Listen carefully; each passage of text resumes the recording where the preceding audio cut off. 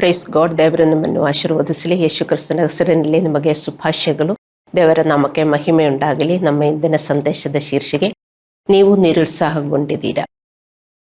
ಯೆಹೋಶುವ 1:9 ದೇವರು ಜೋಶುವಾಗೆ ಹೇಳಿದನು, ನಾನು ನಿನಗೆ ಆಜ್ಞಾಪಿಸಿದ್ದೇನಲ್ಲ, ಸ್ವಸ್ಥ ಚಿತ್ತನಾಗಿರು, ಧೈರ್ಯದಿಂದಿರು, ಅಂಚಬೇಡ, ಕಳವಳಗೊಳ್ಳಬೇಡ. ನೀನು ಹೋಗುವಲ್ಲೆಲ್ಲ ನಿನ್ನ ದೇವರಾದ ಯೆಹೋವನು ನಿನ್ನ ಸಂಗಡ ಇರುತ್ತಾನೆ ಎಂದು ಹೇಳಿದನು. ನಾವು ದೇವರನ್ನು ನಂಬಿದಾಗಲೂ ಜೀವನದಲ್ಲಿ ಎದುರಿಸುವ ಸವಾಲುಗಳಿಂದ ಭರವಸೆ ಕಳೆದುಕೊಳ್ಳಬಹುದು, ಧೈರ್ಯವನ್ನು ಕಳೆದುಕೊಳ್ಳಬಹುದು. ನಕಾರಾತ್ಮಕ ಅನಿಯಂತ್ರಿತ ಆಲೋಚನೆಗಳು ಆಗಾಗಲೇ ಹತಾಶೆಗೆ ಕಾರಣವಾಗುತ್ತದೆ. ಮೇಲಿನ ಗ್ರಂಥವು ನಮಗೆ ಒಂದು ವಾಗ್ದಾನವಾಗಿದೆ. ಹತಾಶೆಯು ನಮ್ಮ ಕಷ್ಟಕರ ಘಟನೆಗೆ ಸಾಮಾನ್ಯ ಪ್ರತಿಕ್ರಿಯೆಯಾಗಿದೆ. ದೇವರು ನಮ್ಮಿಂದ ದೂರವಿದ್ದಾನೆ ಮತ್ತು ಆತನು ನಮಗೆ ಸಹಾಯ ಮಾಡಲು ಸಾಧ್ಯವಿಲ್ಲ ಎಂದು ನಾವು ಭಾವಿಸಬಹುದು. ಆದರೆ ನಾವು ಹತಾಶರಾಗಿದ್ದೇವೆ ಎಂದು ಭಾವಿಸಿದಾಗ ನಾವು ದೇವರನ್ನು ಹೆಚ್ಚು ನಂಬಬೇಕು ಮತ್ತು ನಾವು ದೇವರನ್ನು ತುಂಬ ಅವಲಂಬಿತರಾಗಿರಬೇಕು. ಬಾವಿ ಬತ್ತಿ ಹೋದ ಸಂದರ್ಭಗಳಿವೆ. ಪ್ರಸ್ತುತ ಸ್ಥಿತಿಯಲ್ಲಿ ನೀರಿನ ಮೂಲವು ಇನ್ನು ಮುಂದೆ ಲಭ್ಯವಿಲ್ಲ, ಆದರೆ ನೀರನ್ನು ಹುಡುಕಲು ನಾವು ಆಳವಾಗಿ ಅಗೆಯಬೇಕು, ಅಲ್ಲವೇ? ಚಂಡಮಾರುತ ಬಂದಾಗ ಆಳವಾದ ಬೇರುಗಳಿಲ್ಲದ ಮರಗಳು ಸಹ ಸುಲಭವಾಗಿ ಬೀಳುತ್ತದೆ. ಅದೇ ರೀತಿಯಲ್ಲಿ ನಮ್ಮ ನಂಬಿಕೆಯ ಮತ್ತು ವಿಧೇಯತೆಯ ಮೂಲವನ್ನು ಆಳವಾಗಿ ಹೋಗದಿದ್ದರೆ ಬಲವಾದ ತೊಂದರೆ ಬಂದಾಗ ನಾವು ಸಹ ನಂಬಿಕೆಯ ಜೀವನದಿಂದ ಬೀಳುತ್ತೇವೆ. ನಮ್ಮ ನಿರುತ್ಸಾಹ ಮತ್ತು ಹತಾಶೆ ತುಂಬ ಹೆಚ್ಚಾಗುತ್ತವೆ. ಯೆರೆಮೀಯ 17:7 ಬರೆದಿದೆ, ಯಾವನು ಯೆಹೋವನಲ್ಲಿ ನಂಬಿಕೆ ಇಟ್ಟಿದ್ದಾನೋ, ಯಾವನಿಗೆ ಯೆಹೋವನು ಭರವಸನಾಗಿದ್ದಾನೋ ಅವನು ಧನ್ಯನು. ನೀರಾವರಿಯಲ್ಲಿ ನಡೆಲ್ಪಟ್ಟು ಹೊಳೆಯ ದಡದಲ್ಲಿ ನಿನ್ನ ಬೇರುಗಳನ್ನು ಹರಡಿ ದಗಿಗೆ ಭಯಪಡದೆ ಹಸುರೆಲೆಯನ್ನು ಬಿಡುತ್ತಾ ಕ್ಷಾಮ ವರ್ಷದಲ್ಲಿಯೂ ನಿಶ್ಚಿಂತೆಯಾಗಿ ಸದಾ ಫಲ ಕೊಡುತ್ತಾ ಇರುವ ಮರಕ್ಕೆ ಸಮಾನನಾಗಿರುವುದು. ಈ ವಾಕ್ಯ ಏನು ಹೇಳುತ್ತದೆ ಅಂದರೆ, ಆಶೀರ್ವದಿಸಿದ ಮನುಷ್ಯನು ನೀರಿನ ಹೊಳಕ್ಕೆ ನೆಟ್ಟ ಮರದಂತೆ ನೀರಿನ ನಿಯಮಿತ ಪೂರೈಕೆಯಿಂದ ಅವನು ನಿಯಮಿತವಾಗಿ ಫಲವನ್ನು ಕೊಡುತ್ತಾನೆ. ಒಂದು ಮರಕ್ಕೆ ಸಾಕಷ್ಟು ನೀರು ಪೋಷಣೆ ಇದ್ದರೆ ಫಲ ಕೊಡುತ್ತದೆ. ಅದೇ ಥರ ದೇವರ ವಾಕ್ಯದ ಪೋಷಣೆಯಿಂದ ಮತ್ತು ದೇವರ ವಾಕ್ಯದ ವಿಧೇಯತೆಯಿಂದ ಬೆಳೆಯುವ ವಿಶ್ವಾಸಿಗಳು ಯಾವಾಗಲೂ ಆತ್ಮದ ಫಲಗಳನ್ನು ನೀಡುತ್ತಾರೆ. ಹಲ್ಲೆಲೂಯ. ಶುಷ್ಕ ಋತುವಿನಲ್ಲಿ ಸಹ ಅಂತಹ ವಿಶ್ವಾಸಿಗಳು ಅವರ ಸಂಕಟದ ದಿನಗಳಲ್ಲಿಯೂ ಸಹ ಆತ್ಮದ ಫಲಗಳನ್ನು ನೀಡುತ್ತಾರೆ. ನೀರಿರಬೇಕು ಯಾವಾಗಲೂ. ಒಂದು ಮರಕ್ಕೆ ಅಲ್ಲಾಂದರೆ ಒಂದು ಗಿಡಕ್ಕೆ ಸಾಕಷ್ಟು ನೀರು ಪೋಷಣೆ ಇದ್ದರೆ ಆ ಮರ ಅಲ್ಲಾಂದರೆ ಆ ಗಿಡ ಯಾವಾಗಲೂ ಫಲ ಕೊಡುತ್ತದೆ, ಹೂವು ಕೊಡುತ್ತದೆ, ಅಲ್ಲವೇ? ಅದೇ ಥರ ನಾವು ಕೂಡ ಫಲ ಕೊಡಬೇಕು, ಹೂವು ಕೊಡಬೇಕು. ಯಾರಿಗೆ? ಮನುಷ್ಯರಿಗೆ, ದೇವರಿಗೆ. ಆದರೆ ಮಾತ್ರ ದೇವರ ಮಕ್ಕಳೇ ನಾವು ಆಶೀರ್ವದಿಸಲ್ಪಟ್ಟವರಾಗಿ ಜೀವನ ಮಾಡಬಹುದು. ಒಂದು ಮರದಲ್ಲಿ ಹಣ್ಣಿಲ್ಲ, ಅಲ್ಲಾಂದರೆ ಒಂದು ಗಿಡದಲ್ಲಿ ಹೂವಿಲ್ಲದಿದ್ದರೆ ಎಷ್ಟು ಕಾಲ ಅದು ನಿಲ್ಲುತ್ತದೆ?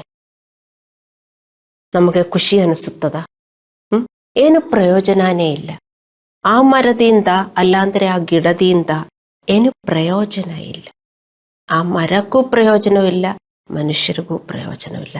ಅದೇ ಥರ ಆಗುತ್ತದೆ ದೇವರ ಮಕ್ಕಳೇ ನಮ್ಮ ಜೀವನ.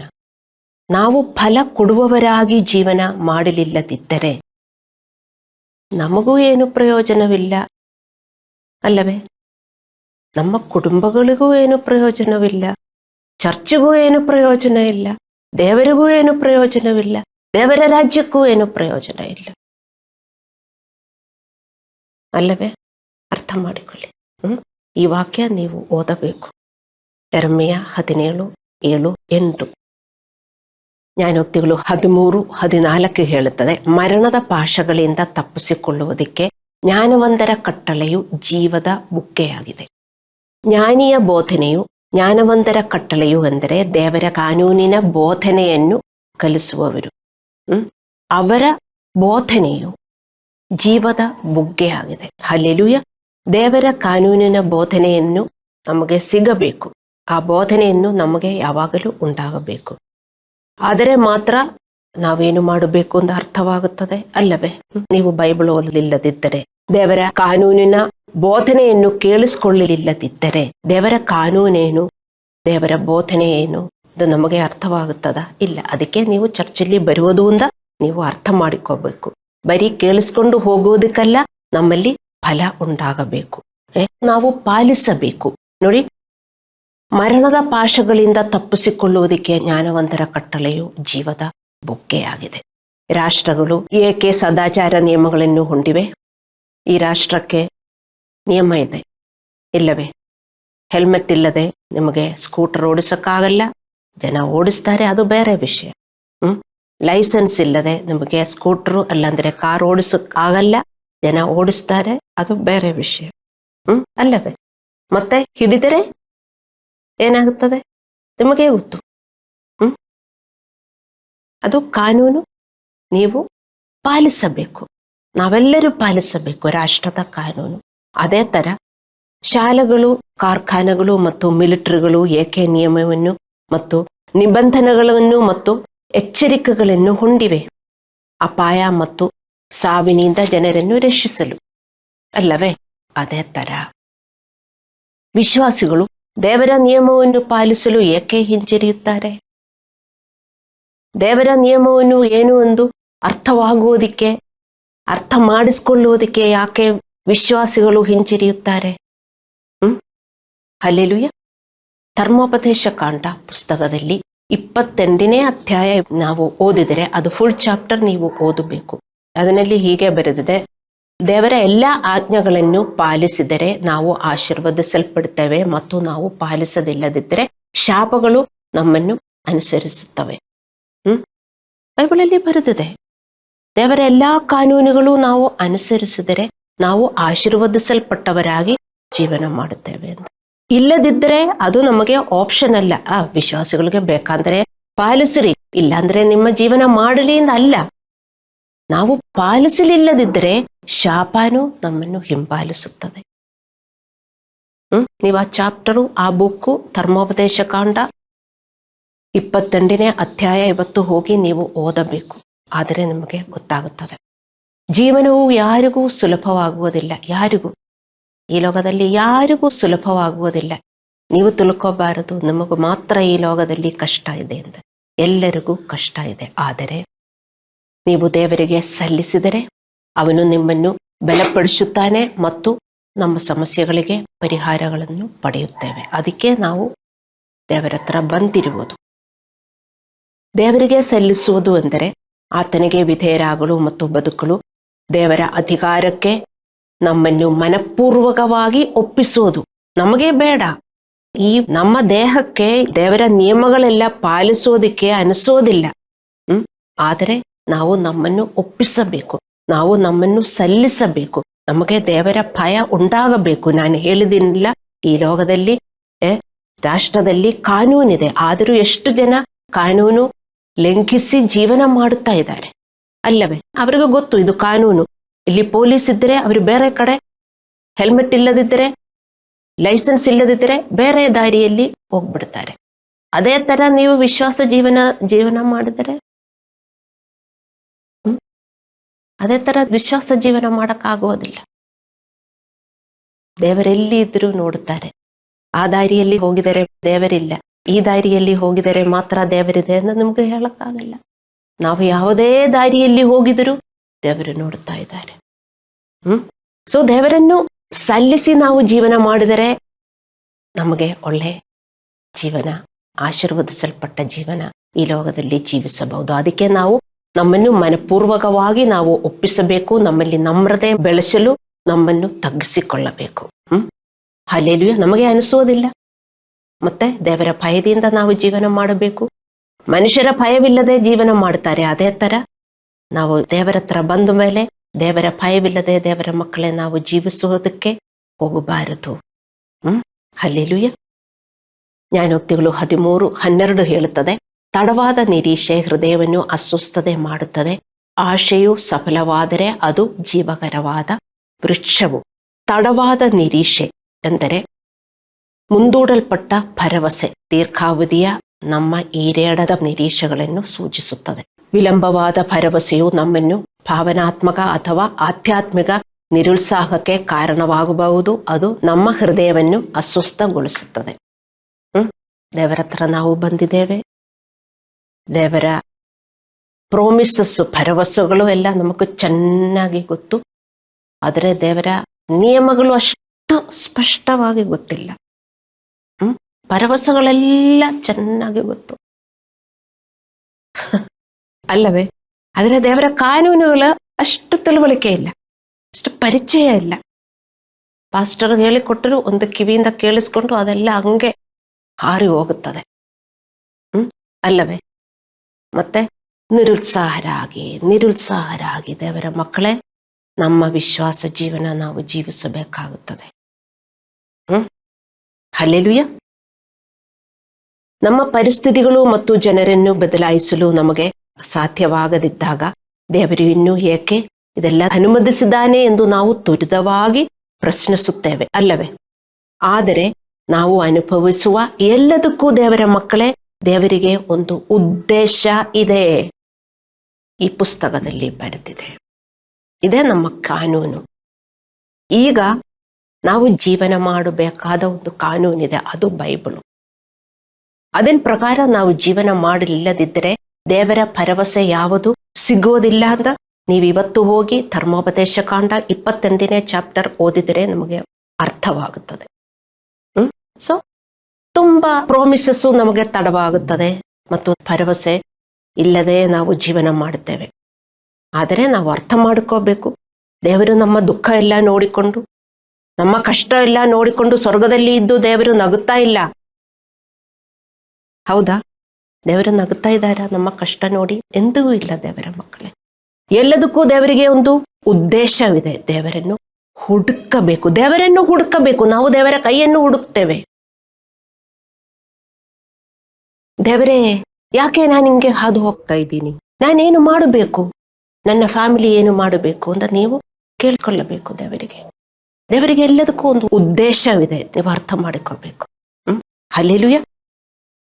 ನಾವು ಇದನ್ನು ಅರ್ಥ ಮಾಡಿಕೊಳ್ಳಬೇಕು ಮತ್ತು ನಮ್ಮ ಮನಸ್ಸಿನಲ್ಲಿ ನಮ್ಮನ್ನು ಸಂತೋಷಗೊಳಿಸಬೇಕು. ಇಲ್ಲದಿದ್ದರೆ ನಮಗೆ ತುಂಬಾ ದುಃಖ ಉಂಟಾಗುತ್ತದೆ. ಹಲ್ಲೆಲೂಯ. ದೇವರು ನಮ್ಮ ವಿಷಯಗಳನ್ನು ನಾವು ನೋಡುವುದಕ್ಕಿಂತ ವಿಭಿನ್ನವಾಗಿ ನೋಡುತ್ತಾನೆ ಎಂಬುದನ್ನು ನಾವು ಅರ್ಥ ಮಾಡಿಕೊಳ್ಳಬೇಕು.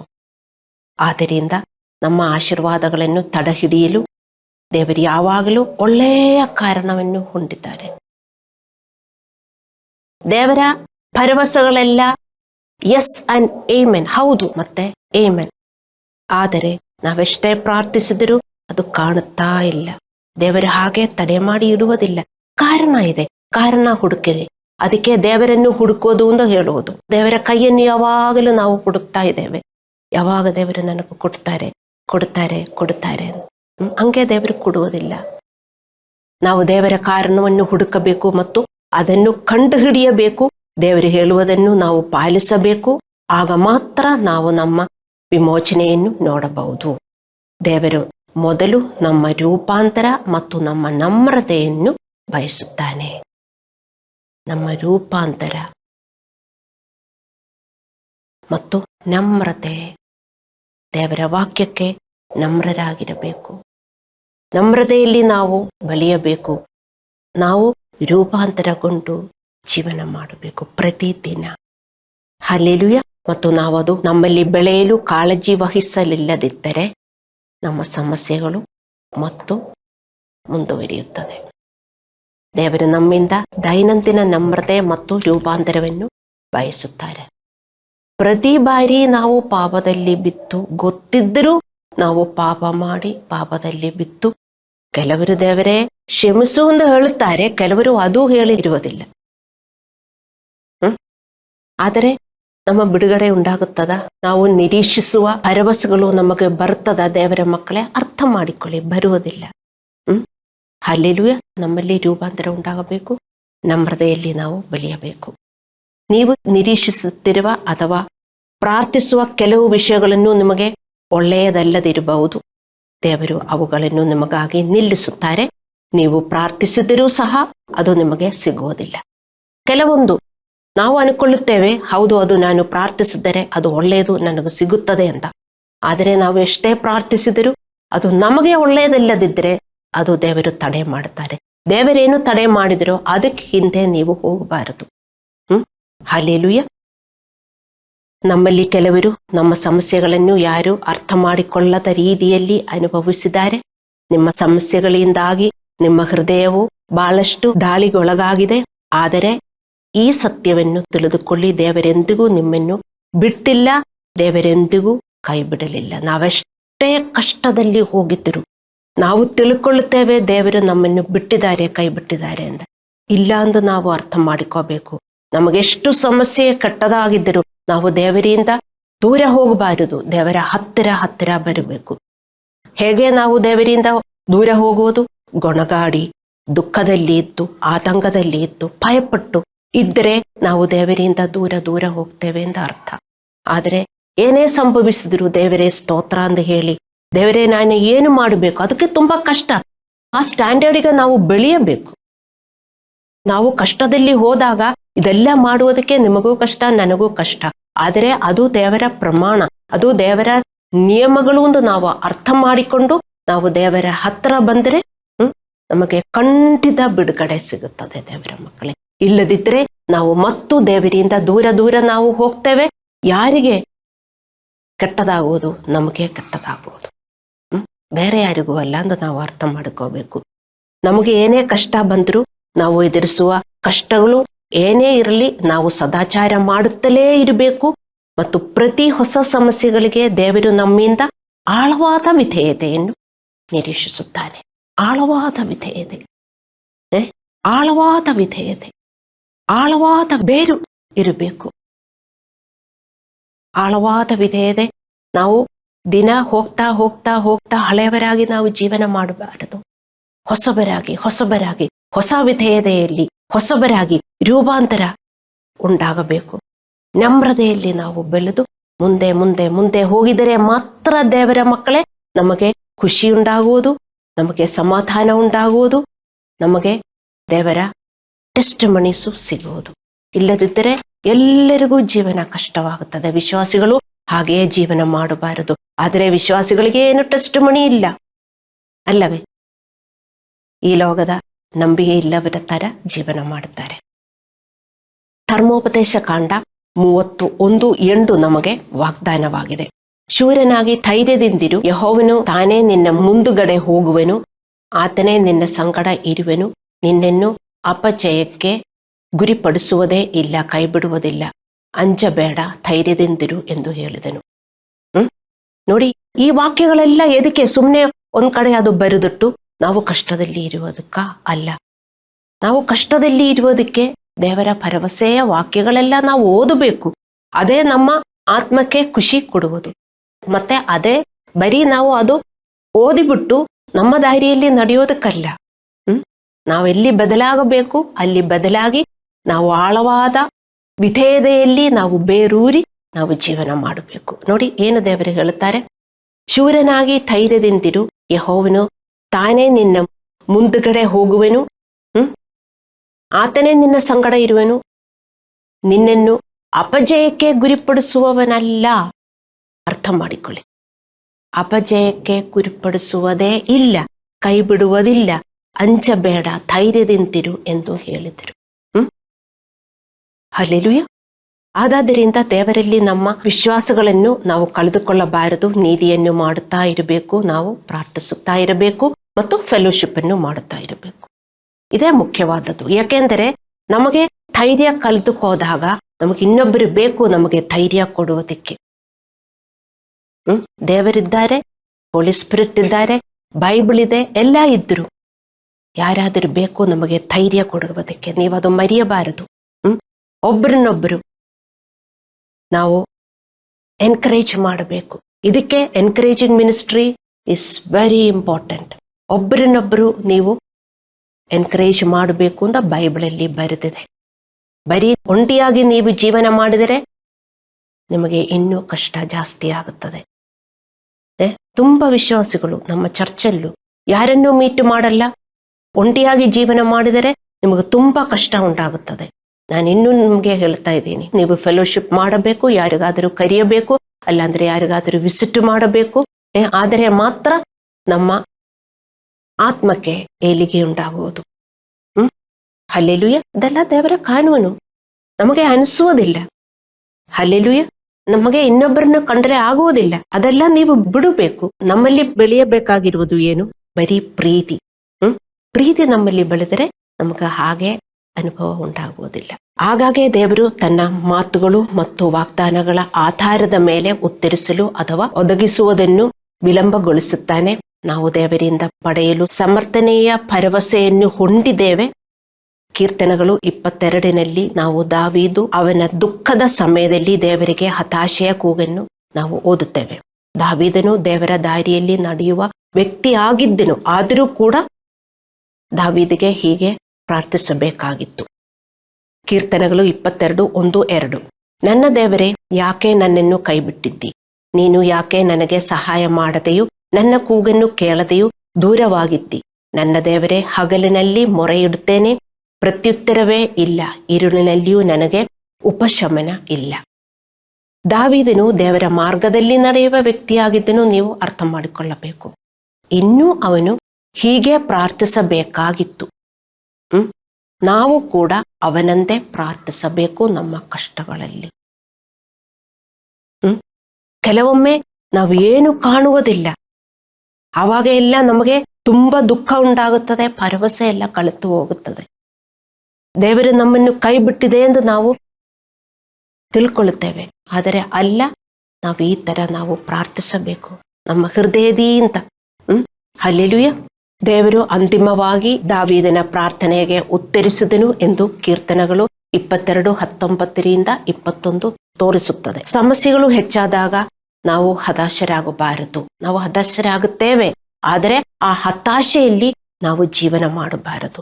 ತಕ್ಷಣ ನಾವು ಹೊರಗೆ ಬರಬೇಕು. ದೇವರ ಮಕ್ಕಳೇ, ನಾವು ಹತಾಶೆಯಲ್ಲಿ ಇದ್ರೆ ನಾವಿನ್ನೂ ಹತಾಶರಾಗಿ ಹೋಗುತ್ತೇವೆ. ಅರ್ಥ ಮಾಡಿಕೊಳ್ಳಿ. ಅದಕ್ಕೆ ನಾನು ಹೇಳಿರೋದು, ತಕ್ಷಣ ನೀವು ಮೊಬೈಲ್ ತಕ್ಕೊಂಡು ಇನ್ನೊಬ್ಬರನ್ನು ಕರೆಯಬೇಕು, ಅವರ ಹತ್ರ ಮಾತಾಡಬೇಕು, ಅಭ್ಯಾಸ ಮಾಡಿಕೊಳ್ಳಬೇಕು. ನೀತಿಯನ್ನು ಅಭ್ಯಾಸ ಮಾಡುವವರು ನೀತಿವಂತರು. ನಮಗೆ ಅನಿಸೋದಿಲ್ಲ, ಇಲ್ಲದಿದ್ದರೆ ನಾವಿನ್ನೂ ಕಷ್ಟದಲ್ಲಿ ಜೀವನ ಮಾಡುತ್ತೇವೆ. ಅದಕ್ಕೆ ದೇವರು ಚರ್ಚೆ ಕೊಟ್ಟಿರೋದು, ಅದಕ್ಕೆ ದೇವರು ನಮಗೆ ಬ್ರದರ್ಸ್ ಅಂಡ್ ಸಿಸ್ಟರ್ಸ್ ಅನ್ನು ಕೊಟ್ಟಿರೋದು. ಮತ್ತೆ ಅವರ ಜೊತೆಗೆ ನಿಮಗೆ ಪ್ರಾಬ್ಲಮ್ಸ್ ಇದ್ದರೆ ಹಂಗೆ ಇರಬಾರದು. ನಾವು ಪ್ರೀತಿ ಬಿಟ್ಟು ನಮಗೆ ಬೇರೆಯೊಬ್ಬರ ಜೊತೆಗೆ ಯಾವುದೂ ಇರಬಾರದು. ದೇವರ ಮಕ್ಕಳೇ, ಅರ್ಥ ಮಾಡಿಕೊಳ್ಳಿ. ಪ್ರೀತಿ ಮಾತ್ರ ಇರಬೇಕು. ನಿಮಗೆ ಪ್ರೀತಿ ಇಲ್ಲದಿದ್ದರೆ, ನಿಮ್ಮಲ್ಲಿ ಪ್ರೀತಿ ಬೆಳೆಯುತ್ತಾ ಇಲ್ಲದಿದ್ದರೆ ಇನ್ನೊಬ್ಬರ ಸಂಕಟ ನಿಮಗೆ ಸೇರುವುದಕ್ಕೆ ಆಗೋದಿಲ್ಲ. ಹೌದು, ಅವರು ಕೆಟ್ಟದು ಮಾಡಿರಬಹುದು, ಅವರನ್ನು ಕ್ಷಮಿಸಿ ಮತ್ತು ನಾವು ಪ್ರೀತಿಯಿಂದ ವರ್ತಿಸಬೇಕು. ನಾನು ಇನ್ನೂ ಎಷ್ಟು ಸಾರಿ ಹೇಳಿಕೊಡಬೇಕು ದೇವರ ಮಕ್ಕಳೇ? ಇದನ್ನೆಲ್ಲ ನಾವು ಬೆಳೆಯಬೇಕು. ಹೂವು ಕೊಡ್ತಾ ಇರಬೇಕು ದೇವರಿಗೆ, ಮನುಷ್ಯರಿಗೆ. ಆದರೆ ಮಾತ್ರ ನಾವು ಆಶೀರ್ವದಿಸಲ್ಪಟ್ಟವರಾಗಿ ಜೀವನ ಮಾಡ್ತೇವೆ. ಹಣ್ಣಿಲ್ಲ, ಹೂವಿಲ್ಲ, ಮರವು ನಿಮ್ಮ ತೋಟದಲ್ಲಿ ನೀವು ಹಂಗೆ ಬಿಡ್ತೀರಾ? ನಿಮ್ಮ ಗಾರ್ಡನ್ ಅಲ್ಲಿ ಎಲ್ಲಿ ಇದೆ ಗಾರ್ಡನು? ಇಲ್ಲೆಲ್ಲ ಗಾರ್ಡನ್ ಇಲ್ಲ. ಆದರೆ ನಿಮ್ಮ ಪೋಟಲ್ಲಿ ಅದಕ್ಕೆ ಹೂವು ಬಿಡಲಿಲ್ಲದಿದ್ದರೆ ನೀವು ಹಂಗೆ ಬಿಡ್ತೀರಾ? ನೀವು ಎಸೆದು ಬಿಡ್ತೀರಿ. ನನಗೆ ಎಷ್ಟು ಸಿಟ್ಟು ಬಂದ್ಬಿಡ್ತದೆ ಅಲ್ಲವೇ? ಮತ್ತೆ ದೇವರಿಗೆ ಕೋಪ ಬರುವುದಿಲ್ಲ, ದೇವರಿಗೆ ಕ್ರೋಧ ಬರುವುದಿಲ್ಲ. ಎಷ್ಟು ನೀರು ಹಾಕಿದರು, ಪೋಷಣೆ ಕೊಟ್ಟಿದರು, ಹೂವು ಬಿಡುವುದಿಲ್ಲ, ಕಾಯಿ ಬಿಡುವುದಿಲ್ಲ. ಅರ್ಥ ಮಾಡಿಕೊಳ್ಳಿ ದೇವರ ಮಕ್ಕಳು, ಇದೆಲ್ಲ ಮರೆಯಬಾರದು. ನಾವು ಯಾವಾಗಲೂ ಹೂವು ಕೊಡುವವರಾಗಿರಬೇಕು. ಯಾರಿಗೆ? ದೇವರಿಗೂ ಮನುಷ್ಯರಿಗೂ. ನಿಮ್ಮ ಹತ್ರ ಬಂದ್ರೆ ಆ ಅರೋಮ ಇರಬೇಕು. ನಿಮ್ಮ ಹತ್ರ ಬಂದ್ರೆ ಅಯ್ಯೋ ಅವರ ಹತ್ರ ಹೋಗಕ್ಕೆ ಆಗಲ್ಲ ಅಂತ ಜನರು ಮೂಗು ಮುಚ್ಚಿಕೊಳ್ಳುತ್ತಾರೆ. ನಿಮ್ಮ ಮನೆಯವರಾದ್ರು, ಚರ್ಚಿನವರಾದ್ರು, ಯಾರೇ ಆದ್ರು, ನೀವು ಅದಕ್ಕೆಲ್ಲ ಪರ್ಫ್ಯೂಮ್ ಎಲ್ಲ ಹಾಕಿದರೆ ಒಳ್ಳೆ ಸ್ಮೆಲ್ ಹಾಗೆ ಬಂದ್ರು ನೀವು ಬರುವ ನೋಡಿದರೆ ಕೆಲವರು ಹಿಂಗೆ ಮಾಡ್ತಾರೆ. ಅಯ್ಯೋ ಅವರು ಅಯ್ಯಮ್ಮ ಬರ್ತಾರೆ, ಅಯ್ಯಪ್ಪ ಬರ್ತಾರೆ ಅಂತ ಹೇಳ್ತಾರೆ. ಹೌದಾ? ದೇವರ ಮಕ್ಕಳೇ, ಅರ್ಥ ಮಾಡಿಕೊಳ್ಳಿ. ಆದರೆ ಅಂತಹ ಸಮಯದಲ್ಲಿ, ನಮ್ಮ ಹತಾಶೆಯ ಸಮಯದಲ್ಲಿ ಸಂತೋಷ ಮತ್ತು ಶಾಂತಿಯಲ್ಲಿ, ದೇವರಿಗೆ ಆಳವಾದ ವಿಧೇಯತೆಯಲ್ಲಿ ನಾವು ದೇವರ ಹತ್ತಿರ ಬರಬೇಕು. ಆಳವಾದ ವಿಧೇಯತೆ, ಬರೀ ಆರಾಧನೆ ಮಾಡುವುದಲ್ಲ, ಗೊಣಗಾಡಿ ಸಂತೋಷವಿಲ್ಲದೆ ಆರಾಧನೆ ಮಾಡುವುದಲ್ಲ, ಆಳವಾದ ವಿಧೇಯತೆಗೆ ನಮ್ಮನ್ನು ಸಲ್ಲಿಸಬೇಕು. ಆದರೆ ಜೀವನಕ್ಕೆ ಸಮೃದ್ಧಿ ಉಂಟಾಗುತ್ತದೆ, ನಮ್ಮಲ್ಲಿ ಹೂವುಂಟಾಗುತ್ತದೆ, ಫಲ ಉಂಟಾಗುತ್ತದೆ. ಆಳವಾದ ವಿಧೇಯತೆ. ನಮ್ಮ ಮೂಲಗಳು ಒಳಗೆ ಒಳಗೆ ಒಳಗೆ ಹೋಗಬೇಕು. ಹಲ್ಲೆಲೂಯ. ಮತ್ತು ದಾವೀದನು ಪ್ರಾರ್ಥಿಸದಂತೆಯೇ ನೀವು ಪ್ರಾರ್ಥಿಸಬೇಕು. ನೋಡಿ, ನಾವೆಷ್ಟೊಂದು ಪ್ರಾರ್ಥಿಸಬೇಕು ಅಂತ. ನಮಗೇನಾದರೂ ಸಿಗ್ತಾ ಇಲ್ಲದಿದ್ದರೆ ನೀವು ಹಂಗೆ ಬಿಡಬಾರದು. ನಿಮ್ಮ ಪ್ರಾರ್ಥನೆ ಹೆಚ್ಚಿಸಬೇಕು. ಪ್ರಾರ್ಥನೆ ಹೆಚ್ಚಿಸಬೇಕು, ಆಳವಾದ ವಿಧೇಯತೆ ನಿಮ್ಮಲ್ಲಿ ಇರಬೇಕು. ಇದೆರಡೂ ಇದ್ದರೆ ನಮ್ಮ ಜೀವನ ಸಕ್ಸಸ್. ಎರಡೂ ಬೇಕು. ಪ್ರಾರ್ಥನೆಯೂ ಬೇಕು, ಆಳವಾದ ವಿಧೇಯತೆಯೂ ಬೇಕು. ಬರೀ ಪ್ರಾರ್ಥನೆಯಲ್ಲಿ ನಮಗೇನೂ ಸಿಗುವುದಿಲ್ಲ, ವಿಧೇಯತೆ ಇಲ್ಲದಿದ್ದರೆ ನಮಗೇನೂ ಸಿಗುವುದಿಲ್ಲ. ಇದೆರಡೂ ಇದ್ದರೆ ನಮ್ಮ ಜೀವನ ತುಂಬಾ ಒಳ್ಳೆಯದಾಗುತ್ತದೆ. ಕಷ್ಟ ಇಲ್ಲ ಅಂತಲ್ಲ, ಕಷ್ಟ ಬಂದ್ರೆ ನಮಗೆ ಪರಿಹಾರ ಉಂಟಾಗುತ್ತದೆ. ಹಲ್ಲೆಲೂಯ. ಆಗ ಖಂಡಿತವಾಗಿಯೂ ನಿಮ್ಮ ಸಮಸ್ಯೆಗಳನ್ನು ಬದಲಾಗುವುದನ್ನು ನೀವು ನೋಡಬಹುದು. ನಿಮ್ಮ ಪ್ರಾರ್ಥನೆ ಶೈಲಿ ಚೇಂಜ್ ಮಾಡಿದರೆ ಮತ್ತು ಜೀವನ ಶೈಲಿ ಚೇಂಜ್ ಮಾಡಿದರೆ, ಆಳವಾದ ವಿಧೇಯತೆಗೆ ನಿಮ್ಮನ್ನು ಸಲ್ಲಿಸಿದರೆ, ಬರೀ ಸಲ್ಲಿಸುವುದಲ್ಲ, ನೀವು ಮಾಡಬೇಕು. ನಿಮ್ಮ ಕಣ್ಣಾರೆ ನಿಮ್ಮ ಸಮಸ್ಯೆಗಳು ಬದಲಾಗುವುದನ್ನು ನಿಮಗೆ ನೋಡಬಹುದು. ವಿಶ್ವಾಸಿಗಳೇ, ಗೆಟ್ ಇಟ್. ಯಾಕೆ ಒಂದೊಂದು ದಿನಗಳು ಹಂಗು ಕಳೆದು ಹೋಗ್ತಾ ಇದ್ದೀಯಲ್ಲ? ನೀವೇನು ಮಾಡ್ತಾ ಇದ್ದೀರಾ? ಎಷ್ಟೊಂದು ಒಳ್ಳೆಯ ದೇವರ ಹತ್ರ ಬಂದಿದ್ದೀರಿ, ಮತ್ತೆ ಎಲ್ಲಿ ಹೋಗ್ತೀರಿ ನೀವು? ದೇವರ ಹತ್ರ ಬಂದು ದೇವರ ಹೇಳುವ ಪ್ರಕಾರ ನಿಮಗೆ ಜೀವನ ಮಾಡಕ್ಕಾಗಲಿಲ್ಲ ಅಂದ್ರೆ ನೀವು ಎಲ್ಲಿ ಹೋಗಕ್ಕಾಗತ್ತೆ ದೇವರ ಮಕ್ಕಳೇ? ಮತ್ತೆ ಅದು ಮಾಡಕ್ಕಾಗುವುದಿಲ್ಲ ಅಂತ ಹೇಳಿದರೆ ನಮಗೆ ಏನೂ ಒಳ್ಳೆಯದಾಗುವುದಿಲ್ಲ. ಜೀವನ ಪೂರ್ತಿ ಹತಾಶೆಯಲ್ಲಿ, ದುಃಖದಲ್ಲಿ ನಮಗೆ ಜೀವಿಸಬಹುದು. ಹಲ್ಲೆಲೂಯ. ಯಾಕೋಬನು 4:17 ಬರೆದಿದೆ, ಒಳ್ಳೆಯದನ್ನು ಮಾಡಬೇಕಂತ ತಿಳಿದು ಅದನ್ನು ಮಾಡದೇ ಇರುವವನು ಪಾಪಕ್ಕೊಳಗಾಗಿದ್ದಾನೆ. ನಿಮ್ಗೆ ಈ ವಾಕ್ಯ ಗೊತ್ತಾಗಬೇಕು. ಯಾಕೋಬನು 4:17, ಒಳ್ಳೆಯದನ್ನು ಮಾಡಬೇಕಂತ ತಿಳಿದು ಅದನ್ನು ಮಾಡದೇ ಇರುವವನು ಪಾಪಕ್ಕೊಳಗಾಗಿದ್ದಾನೆ. ನಾವು ದೇವರ ಕಡೆ ಬಂದಿದ್ದೇವೆ, ನಾವು ಈಗ ಏನು ಮಾಡಬೇಕು ಅಂತ ಗೊತ್ತಾಗಿತ್ತು. ಆದರೂ ನಾವು ಮಾಡಕ್ಕೆ ತಯಾರಿಲ್ಲದಿದ್ದರೆ, ಸಿದ್ಧರಿಲ್ಲದಿದ್ದರೆ, ನಮಗೊಳಗಡೆ ಗೊತ್ತು ಅದು ಮಾಡಬೇಕು ಅಂತ, ಆದರೂ ತಯಾರಿಲ್ಲ. ಇಲ್ಲ, ನೆಕ್ಸ್ಟ್ ಟೈಮ್ ಮಾಡೋಣ, ಈಗ ಹಂಗೆ ಹೋಗಲಿ. ನಮ್ಮ ಮನಸ್ಸು ಹೇಳುತ್ತದೆ, ಇನ್ನೊಂದು ಸಾರಿ ಫಾರ್ಗಿವ್ನೆಸ್ ಹೇಳಿ ಹೋಗಿರಿ, ನಿಮಗೇ ನಷ್ಟ. ಫಾರ್ಗಿವ್ನೆಸ್ ಹಾಗೆ ಹೇಳಿದರೆ ನೀವು ಮತ್ತು ಬಿಟ್ಬಿಟ್ರೆ, ನೀವು ಏನು ಒಬೆ ಮಾಡಲಿಲ್ಲವೋ ಅದರಿಂದ ಕೆಟ್ಟದೂ ಬರುತ್ತದೆ. ಒಳ್ಳೆಯದನ್ನು ಮಾಡಬೇಕೆಂದು ತಿಳಿದಿತ್ತು ಅದನ್ನು ಮಾಡದೇ ಇರುವವನು ಪಾಪಕ್ಕೊಳಗಾಗಿದ್ದಾನೆ. Already you have sinned, one more sin is added to your life. ನಿಮ್ಮ ಜೀವನವನ್ನು ಸಮೃದ್ಧಗೊಳಿಸಲು ದೇವರು ತನ್ನ ವಾಕ್ಯಗಳನ್ನು, ತನ್ನ ನೀತಿಗಳನ್ನು ಮಾಡಲು ಕಳಿಸಿದ್ದರೂ ನಾವು ಅದನ್ನು ಮಾಡಲು ಸಿದ್ಧರಿಲ್ಲದಿದ್ದರೆ ಅದು ನಮಗೆ ಹೆಚ್ಚುವರಿ ಪಾಪಗಳಾಗಿ ಪರಿಣಮಿಸುತ್ತದೆ. ಪರಿಣಾಮವಾಗಿ ನಮ್ಮ ಜೀವನ ಕಷ್ಟಗಳು ಹೆಚ್ಚಾಗುತ್ತದೆ. ಇದೇ ನಮಗೆ ಸಂಭವಿಸುವುದು. ನಾವೇ ಅನ್ಕೊಳ್ಳುತ್ತೀವಿ, ಅಯ್ಯೋ ನಾವು ದೇವರ ಕಡೆ ಬಂದರೂ ಯಾಕೆ ನಮ್ಮ ವಿಷಯಗಳು ಪ್ರೋಗ್ರೆಸ್ ಆಗ್ತಾ ಇಲ್ಲ? ದೇವರು ಭರವಸೆ ಕೊಟ್ಟಿದ್ದಾರೆ, ನಾನು ಪ್ರಾರ್ಥಿಸುತ್ತಾ ಇದ್ದೀನಿ, ಫಾಸ್ಟಿಂಗ್ ಮಾಡಿಕೊಂಡು ಪ್ರಾರ್ಥಿಸುತ್ತಾ ಇದ್ದೀನಿ, ಆದರೂ ಯಾಕೆ ನನಗಿದೆಲ್ಲ ಬರ್ತಾ ಇಲ್ಲ ಅಂತ ನೀವು ಅನ್ಕೊಂಡಿರಬಹುದು, ಅಲ್ಲವೇ? ಆದರೆ ನಿಮಗೆ ಪೂರ್ಣ ಗಾಸ್ಪಲ್ ಗೊತ್ತಿಲ್ಲ, ಅರ್ಥ ಗಾಸ್ಪಲ್ ಗೊತ್ತು. ಫುಲ್ ಗಾಸ್ಪಲ್ ಚರ್ಚ್ ಎಂದು ಬರೆದಿಟ್ಟು ಫುಲ್ ಗಾಸ್ಪಲ್ ಚರ್ಚಲ್ಲಿ ನೀವು ಹೋಗ್ತಾ ಇರಬಹುದು, ಆದರೆ ಅರ್ಥ ಗಾಸ್ಪಲ್ ಪಾಲಿಸುವುದಕ್ಕೂ ಮಾತ್ರ ವಿಶ್ವಾಸಿಗಳು ತಯಾರಾಗಿದ್ದರೆ ನಿಮ್ಮ ಜೀವನನೂ ಅಷ್ಟೇನೆ ಆಗಿರುವುದು. ಹೇಗೆ ದೇವರಿಂದ ಎಲ್ಲ ಸಿಗುವುದು? ಅರ್ಥ ಮಾಡಿಕೊಳ್ಳಿ ದೇವರ ಮಕ್ಕಳೇ. ಈ ವಾಕ್ಯಗಳೆಲ್ಲ ನೀವು ಓದಬೇಕು, ಅರ್ಥ ಮಾಡಿಕೋಬೇಕು. ಎಷ್ಟು ಜನರು ಈ ವಾಕ್ಯಗಳೆಲ್ಲ ಓದುತ್ತಾರೆ ಅಂತ ನನಗೂ ಗೊತ್ತಿಲ್ಲ. ನಮ್ಮ ಜೀವನದಲ್ಲಿ ದೇವರ ಮುಖ್ಯ ಉದ್ದೇಶ ಭೌತಿಕ ಸಂಪತ್ತಲ್ಲ, ಆದರೆ ಆಂತರಿಕ ಪರಿವರ್ತನೆ ಎಂಬುದನ್ನು ಮರೆಯಬೇಡಿ. ನಾವು ಹೊರಗೆ ಎಲ್ಲ ಚೆನ್ನಾಗಿರಬೇಕು ಅಂತ ನಿರೀಕ್ಷಿಸಿ ನಾವು ಪ್ರಾರ್ಥಿಸುತ್ತೇವೆ, ಆದರೆ ದೇವರ ನಿಯಮ ಏನೆಂದರೆ ನಾವು ಒಳಗೆ ಚೆನ್ನಾಗಿರ್ಬೇಕು ಮೊದಲು. ಒಳಗೆ ಚೆನ್ನಾಗಿರ್ಬೇಕು ಮೊದಲು. ದೇವರೇನು ಹೇಳುತ್ತೀರೋ, ಹೌದು ದೇವರೇ ನಾನು ಪಾಲಿಸುತ್ತೀನಿ ಅಂತ ಹೇಳುವುದಕ್ಕೆ ನಿಮಗೆ ನಮ್ರತೆ ಇರಬೇಕು ಮತ್ತು ಅದು ದೇವರ ಭಯದಿಂದ ಪಾಲಿಸಬೇಕು. ಇಲ್ಲದಿದ್ದರೆ ದೇವರ ಮಕ್ಕಳೇ, ನಮಗಿನ್ನೂ ನಮ್ಮ ಜೀವನ ಕಷ್ಟ ಆಗುತ್ತೆ ಎಂದು ನೀವು ಅರ್ಥ ಮಾಡಿಕೋಬೇಕು. ಅದಕ್ಕೋಸ್ಕರ ನೀವು ಫಾಸ್ಟ್ ಮಾಡಬೇಕು, ನೀವು ಪ್ರಾರ್ಥಿಸಬೇಕು. ಯಾಕೆಂದ್ರೆ ನಮ್ಮ ಫ್ಲೆಶ್ ಅದು ಅನುಸರಿಸುವುದಿಲ್ಲ, ನಮಗೆ ಆಗುವುದಿಲ್ಲ. ಮನಪೂರ್ವಕವಾಗಿ ನೀವು ಮಾಡಬೇಕು. ಆದ್ದರಿಂದ ಪ್ರತಿಯೊಂದು ಸಮಸ್ಯೆದಲ್ಲೂ ನಿಮ್ಮನ್ನು ನಿರಾಶೆಗೊಳಿಸಬಾರದು. ಸದಾಚಾರವನ್ನು ಮಾಡುವುದನ್ನು ಮುಂದುವರಿಸಬೇಕು. ಸದಾಚಾರವನ್ನು ಮಾಡುವುದಕ್ಕೆ ನೀವು ಮುಂದುವರಿಸಬೇಕು. ಅದು ಆಳವಾದ ವಿಧೇಯತೆ, ಆಳವಾದ ಅವಿಧೇಯತೆ ಅಲ್ಲ. ಎಲ್ಲರೂ ಆಳವಾದ ಅವಿಧೇಯತೆಯನ್ನು ಒಪ್ಪಿಕೊಳ್ಳುತ್ತಾರೆ. ಆಳವಾದ ವಿಧೇಯತೆ ನಾವು ಮಾಡಬೇಕು.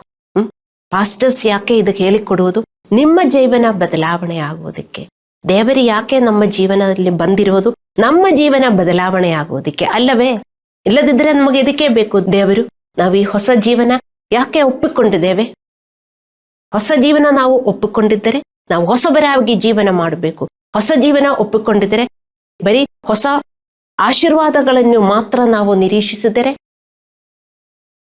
ಅರ್ಥ ಮಾಡಿಕೊಳ್ಳಿ ದೇವರ ಮಕ್ಕಳೇ, ಜ್ಞಾನವಂತರಾಗಿ ವಿಶ್ವಾಸಿಗಳ ಜೀವನ ಮಾಡಬೇಕು, ಮೂರ್ಖರಾಗಿ ಅಲ್ಲ.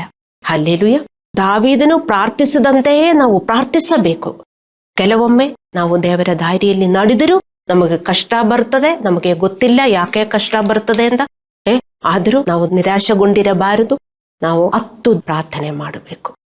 ದೇವರು ಖಂಡಿತ ಉತ್ತರಿಸುತ್ತಾನೆ. ಹಲ್ಲೆಲೂಯ. 3 ಯೋಹಾನ 1:2 ಹೇಳುತ್ತದೆ, ನಿಮ್ಮ ಆತ್ಮವು ಏಳಿಗೆ ಹೊಂದುವಂತೆ ಎಲ್ಲವೂ ನಿಮ್ಮೊಂದಿಗೆ ಚೆನ್ನಾಗಿ ಹೋಗುತ್ತದೆ ಮತ್ತು ನೀವು ಉತ್ತಮ ಆರೋಗ್ಯದಲ್ಲಿರುತ್ತೀರಿ. ನಿಮ್ಮ ಆತ್ಮವು, ನೋಡಿ, ನಿಮ್ಮ ಆತ್ಮ ಏಳಿಗೆ ಹೊಂದುವಂತೆ. ನಮ್ಮ ಆತ್ಮ ಹೇಗೆ ಇದೆ? ಆತ್ಮ ಎಂದರೆ ನಮ್ಮ ಮನಸ್ಸು, ನಾವು ಯೋಚಿಸುವುದು, ನಾವು ವರ್ತಿಸುವುದು. ನಮ್ಮ ಆತ್ಮದಲ್ಲಿ ಪ್ರೀತಿ ಬೆಳೆಯಬೇಕು, ಕ್ಷಮೆ ಬೆಳೆಯಬೇಕು, ದೇವರ ಪಾತ್ರಗಳು ಬೆಳೆಯಬೇಕು. ಆದರೇನೆ ನಮ್ಮ ಆತ್ಮಗಳು ಏಳಿಗೆ ಹೊಂದುವುದು. ದೇವರ ಸೇವೆ ಮಾಡುವುದಕ್ಕೆ ನಮ್ಮನ್ನು ಸಲ್ಲಿಸಬೇಕು. ಬರೀ ಸಲ್ಲಿಸುವುದಲ್ಲ, ನಾವು ಮಾಡಬೇಕು. ಬರೀ ನಮ್ಮ ಜೀವನನೇ ನಾವು ಮಾಡಬಾರದು. ಯಾಕೆಂದ್ರೆ ದೇವರ ಸೇವೆ ಮಾಡುವುದಕ್ಕೆ ನಮಗೆ ಸಮಯ ಇಲ್ಲ, ಅಲ್ಲಾಂದ್ರೆ ನಮಗಾಗುವುದಿಲ್ಲ, ನಮಗೆ ಕಷ್ಟ ಇದೆ ಅಂದೆಲ್ಲ ನಾವು ಹೇಳ್ತೇವೆ. ಅಲ್ಲವೇ?